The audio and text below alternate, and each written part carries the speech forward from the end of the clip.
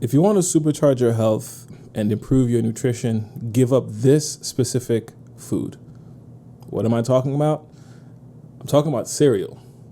Yes, you heard it. Breakfast cereal. Hi guys, welcome back to my channel. I'm Dr. Jason Philippe. I'm a board certified family medicine physician, a former personal trainer, as well as a former Division I basketball player. And in today's video, I want to stress the importance of making better breakfast choices. If you're starting your day with a bowl of cereal, you are not giving yourself the best chance for success in the short or long term. So in about the late 1990s, roughly 1997, the FDA allowed for health claims to be labeled on cereal boxes. So that's when you pretty much started seeing Cheerios being labeled as helpful to lower your cholesterol. And obviously since then, General Mills has been on a very successful marketing push to label that cereal as heart healthy. And even though this video isn't necessarily focusing strictly on Cheerios, it's meant to talk about cereal at large or cereal in general. So whether or not Cheerios is helpful for your cholesterol, I'd argue that cereal in general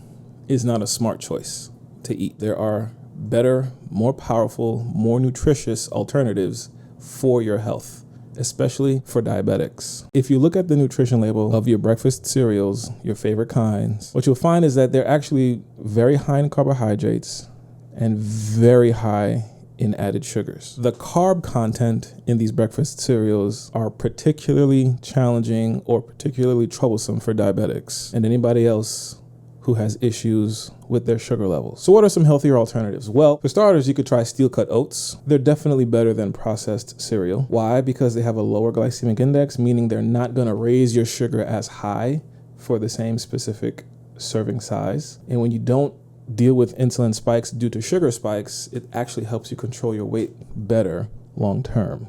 You could also try replacing cereal with Greek yogurt and low-sugar granola, along with fruits. Again, lower glycemic index, higher fiber content, and specifically with the Greek yogurt, you could actually have more protein in this meal compared to just eating some cereal. Another option is considering chia seed pudding, where you could get healthier fats and increased fiber, improved gut health. And those are just three options as far as what you can replace cereal with. I grew up watching commercials saying breakfast is the most important meal of the day. And even though that's a hotly debated topic, I can guarantee you that breakfast, depending on your strategy, can set you up for success or it can set you up for failure. And if you're starting your day with a bowl of cereal, you're setting yourself up for failure. Why?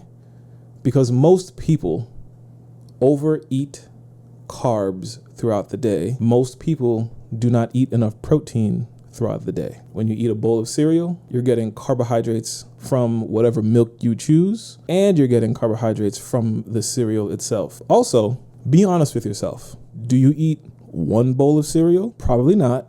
But let's say you do. Is that one bowl of cereal one serving of the cereal?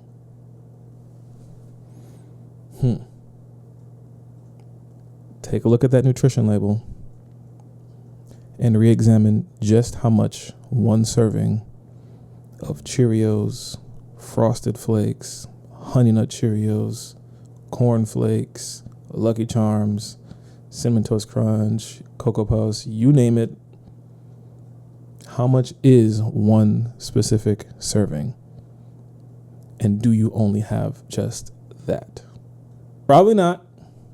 So again, more reasons why you should just avoid cereal at all costs. It's really not helping you much. There are way better options that can complement a much healthier, a much more balanced meal, whether it's breakfast, whether it's lunch, dinner, snack, whatever. There are definitely healthier alternatives to a bowl of cereal. And this brings me to my next point and the final point of this video. Did you know that ultra-processed foods make up more than half of the typical American diet? This is stuff like sugary cereals, chips, and frozen dinner. Now, obviously, you're dealing with a lot of convenience because work, raising kids, etc., you're busy, but the trade-off really is not worth it. Not only are these ultra-processed foods using additives and preservatives which strip away the nutrient value of the foods, but over time, eating them consistently over and over and over again will lead to chronic gut inflammation. And we know